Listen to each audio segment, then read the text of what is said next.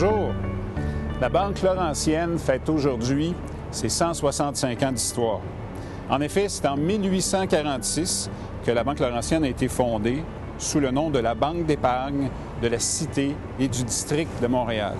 Il faut voir qu'à cette époque, ce n'était pas habituel de confier ses avoirs à une institution financière. Donc, ça prenait un regroupement de personnes influentes pour y parvenir. Parmi ces personnes, on avait des noms importants comme Louis-Joseph Papineau, Louis-Hippolyte Lafontaine, Monseigneur Bourget, Georges-Étienne Cartier, donc des représentants très forts de la communauté canadienne-française, mais également des Canadiens anglais, écossais, irlandais, américains. L'objectif était d'offrir des services et de toucher le plus de Montréalais possible, qu'ils soient issus de communautés culturelles ou de religions différentes. Alors, si on se reporte 165 ans en arrière, bien entendu, c'est une toute autre époque. Le Canada n'existait pas tel qu'il est en ce moment. Et combien pensez-vous qu'il y avait d'habitants sur l'île de Montréal? 48 000. D'autre part, les employés qui travaillaient dans une institution financière à l'époque, ce n'étaient que des hommes. Il a fallu attendre en 1920 avant de voir la première femme travailler pour la Banque Laurentienne. Les choses ont bien changé aujourd'hui puisque 75 % de nos employés sont des femmes. La Banque Laurentienne est aussi une pionnière du monde des affaires du Québec. Parmi les entreprises privées qui ont pris naissance au Québec et qui existent encore, la Banque Laurentienne est la troisième plus ancienne. Après 165 ans d'histoire, les meilleures années en vie ont été 2007, 2008, 2009 et 2010.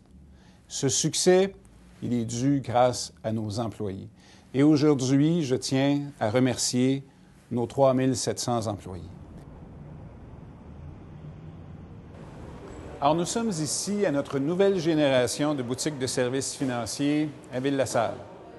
Au cours de nos 165 ans d'histoire, des innovations comme celle-ci, nous en avons connu plusieurs qui nous ont permis de nous différencier du reste de l'industrie. Un exemple de ceci, en 1902, on lançait la petite banque à domicile. C'est quoi? Une tirelire qui encourageait et permettait aux jeunes de pouvoir épargner davantage. Nous avons été la première banque au Canada à se doter d'un système qui lui permet de relier entre elles chacune de ses succursales. Il y a eu aussi l'inauguration de l'Autobanque. Il y a également eu l'arrivée des premiers guichets automatiques Bancaide, suivi d'une nouvelle génération de guichets, nommée à l'époque Oscar. Nous avons également été la première banque canadienne à accueillir une femme sur son conseil d'administration, Mme Janine Guivin-Wood. Elle a d'ailleurs été la première femme présidente du conseil d'administration d'une banque. Nous avons développé le premier café-banque Espresso et notre concept, unique au Canada, de boutique de services financiers dont nous venons d'inaugurer les premières succursales de la deuxième génération. Il y a également eu l'Académie Banque Laurentienne et ses programmes de formation, dont Leader en action, la station carrière et l'obtention de l'exclusivité des guichets automatiques dans le métro de Montréal et le réseau de l'AMT. La Banque Laurentienne dessert aujourd'hui plus d'1 million de clients particuliers et commerciaux. Au cours des 3 dernières années, nous avons été nommés la deuxième institution bancaire la plus admirée des Québécois. Aujourd'hui, la Banque Laurentienne est bien implantée au Québec et dans le reste du Canada. Et nous sommes et allons continuer d'être une banque de proximité pour nos clients. Nos clients qui sont notre véritable raison d'être. Aujourd'hui, je tiens à les remercier.